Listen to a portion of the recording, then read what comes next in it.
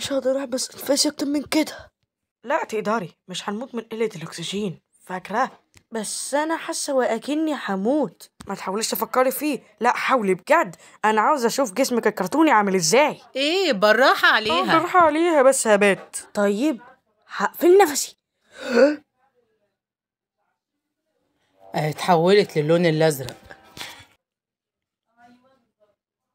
ايه ده لون جديد. احمر. برتقاني. اصفر. اخضر. بقت ازرق اهي. ما هي كانت ازرق اصلا. اعتقد ان لونها بقى يتغير بشكل اسرع.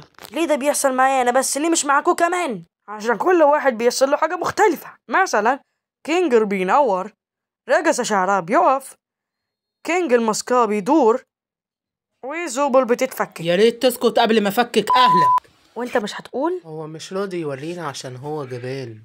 انا عاوز السر زي ما هو. طب وانتوا يا مشاهدين تتوقعوا ايه؟ ما تبطل هبل.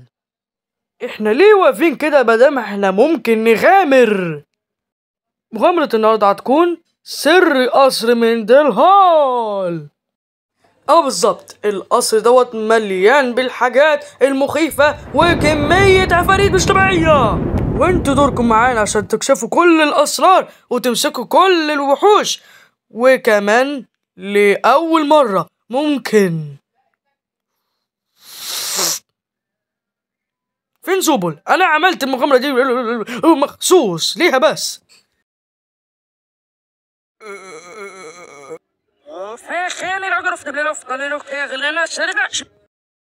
ايه؟ الشخصية دي جانبية، مش هيكون ليها مشاعر كمان؟ وانا مش عرفني ملاش الرئيس ثانية، انا الرئيس اصلا. المهم يلا بينا نروح للمغامرة.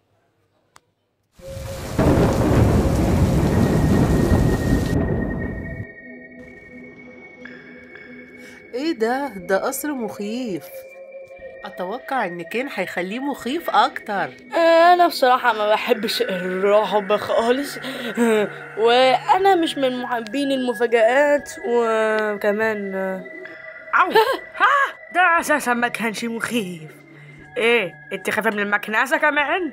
بالراحة، خليك حنين عليها، دي مرت بأوقات صعبة. واحنا كمان صح يا كينجل؟ هو حد سمع الصوت ده؟